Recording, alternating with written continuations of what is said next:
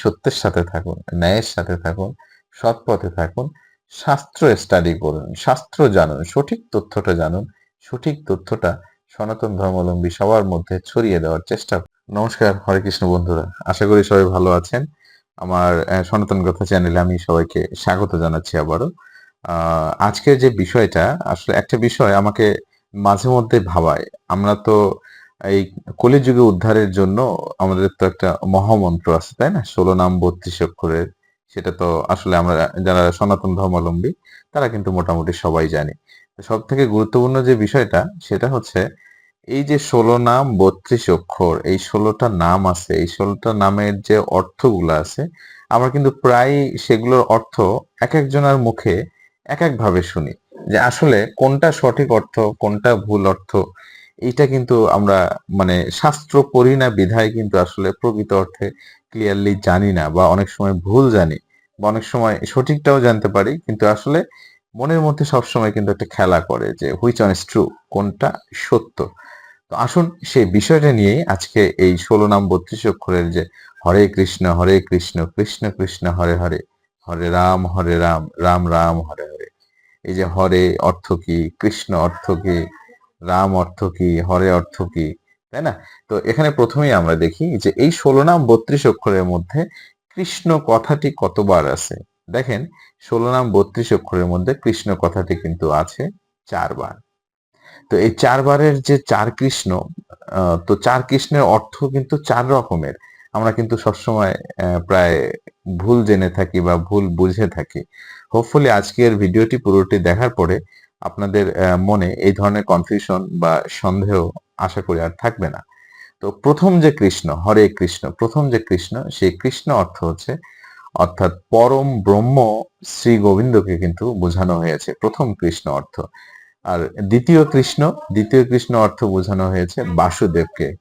আর তৃতীয় কৃষ্ণ যেটা আছে, সে তৃতীয় কৃষ্ণ অর্থ বোঝানো হয়েছে প্রভু জগন্নাথ। হ্যাঁ, তৃতীয় কৃষ্ণ বলতে কাকে বোঝানো হয়েছে?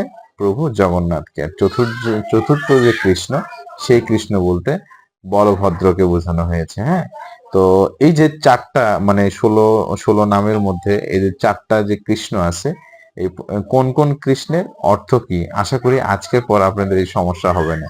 আমি যদি সেম করে বলি, এই চারটি কৃষ্ণের মতো চারটি কিন্তু রাম নাম আছে, তাই না? এই সেম জিনিস। তো এই যে চারটি রাম আছে, আসলে কোন রামের অর্থ কি, এইটাও কিন্তু আমরা এখান থেকে জানতে পারি। আমরা কিন্তু অনেক সময় জানি রাম অর্থ শ্রী গোবিন্দ বা একজনকে বোঝায়, আসলে কিন্তু তা না বিষয়টা। এই প্রথম যে রামটা আমরা উচ্চারণ করি, এই প্রথম রামের উচ্চারণ, অর্থাৎ এই রামের অর্থ হচ্ছে শ্রী রাধিকাকে বোঝানো হয়েছে। হ্যাঁ, প্রথম যে রাম আছে সেই রাম অর্থ শ্রী রাধিকা। দ্বিতীয় যে রাম আছে সেইটা অর্থ হচ্ছে লক্ষ্মী। আর তৃতীয় যে রাম আছে সেই তৃতীয় রাম অর্থ হচ্ছে সরস্বতী। এবং ফাইনালি চতুর্থ যে রাম, সেই রাম বলতে সুভদ্রাকে বোঝানো হয়েছে। আমরা তো জানি যে মহাভারতে আমরা দেখি ভগবান শ্রীকৃষ্ণ বলরামের ভগ্নী হিসেবে কিন্তু সুভদ্রা থাকে। তো সেই সুভদ্রাকে চতুর্থ রাম হিসেবে কিন্তু বলা হয়েছে। তো আশা করি আজকের পরে এই চারটি রাম নামের অর্থ নিয়েও আমাদের মনে কোনো কনফিউশন বা দ্বিধা থাকবে না।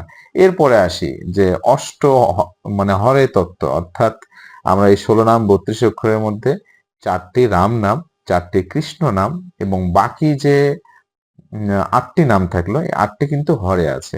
এই হরের ক্ষেত্রেও আমরা একই জিনিস দেখি যে আসলে এক এক হরে কিন্তু এক এক রকম কিন্তু মিনিং আসলে বা অর্থ প্রকাশ করে। আমরাও কিন্তু ওই অনেক সময় হরের অর্থ কিন্তু ভুল বুঝে থাকি। সেই হরে তত্ত্ব বা এই হরের অর্থ, সেগুলো আমরা এখন মানে পরিচিত হব বা জানবো। প্রথম যে হরে ছিল সে হরের অর্থ হচ্ছে চন্দ্রাবলী। প্রথম হরে অর্থ যেটা বোঝানো হয়েছে, সে হরের অর্থ হচ্ছে চন্দ্রাবলী। দ্বিতীয় যে হরে আছে সে হরে হচ্ছে আমাদের স্বয়ং প্রেমময়ী শ্রী রাধাকে বোঝানো হয়েছে। আর তৃতীয় যে হরে আছে সেই হরে অর্থ হচ্ছে সুভাষিনী, এবং চতুর্থ হরে অর্থ সিংহাসনকে বোঝানো হয়েছে। তার মানে প্রথম হরে হচ্ছে চন্দ্রাবলী, দ্বিতীয় হরে শ্রী রাধিকা, তৃতীয় হরে হচ্ছে সুভাষিনী, এবং চতুর্থ হরে হচ্ছে সিংহাসন। এবং পঞ্চম হরে যদি আসি, পঞ্চম হরে হচ্ছে সুদর্শনকে বোঝানো হয়েছে এবং ষষ্ঠ হরে অর্থ শেষদেবকে কিন্তু বোঝানো হয়েছে। আর সপ্তম হরে বলতে সাবিত্রীকে এবং অষ্টম হরে বলতে রেবতীকে বোঝানো হয়েছে, তাই না? তার মানে এই যে দেখেন আমাদের যে হরে এই শব্দটা আছে ৮ বার, এই ৮টা হরে বলতে ৮ জনকে কিন্তু বোঝানো হয়েছে। সেম ৪টা রাম বলতে ৪ জনকে কিন্তু বোঝানো হয়েছে। ৪টা কৃষ্ণ বলতে ৪ চারজনকে কিন্তু বোঝানো হয়েছে। আমরা অনেক সময় এই ১৬ নাম ৩২ অক্ষর অর্থাৎ যে মহামন্ত্র আছে কলিযুগের, সেই মহামন্ত্রের অর্থ কিন্তু ভুল বুঝে থাকি। অনেকের কাছ থেকে অনেক রকম ব্যাখ্যা শুনি। আশা করি আজকের এই ভিডিওর পরে আপনাদের মনে এই ধরনের আর কোনো কনফিউশন থাকবে না। এই যে আমাদের ১৬ নাম ৩২ অক্ষর, কোন নামের আসলে কি অর্থ? একই নাম কিন্তু অর্থ কিন্তু এক রকম। আশা করি আজকের পর এটা নিয়ে আর কোনো কনফিউশন থাকবে না, দ্বিধাদ্বন্দ্ব থাকবে না। তো যদি আ আ আমার এই মন্তব্যগুলা বা আমার এই কথাগুলো আপনাদের একটুও ভালো লেগে থাকে, তো আমাকে সাবস্ক্রাইব করে পাশে থাকবেন। আমাকে ইন্সপায়ার করবেন। নতুন বিভিন্ন আ শাস্ত্র থেকে, ধর্মগ্রন্থ থেকে প্রকৃত সত্য বের করে আনার জন্য যেন নতুন আমি ভিডিও করতে পারি। আর আপনাদের সবসময় আ পাশে থাকতে পারি। সবার সুস্বাস্থ্য কামনা করছি।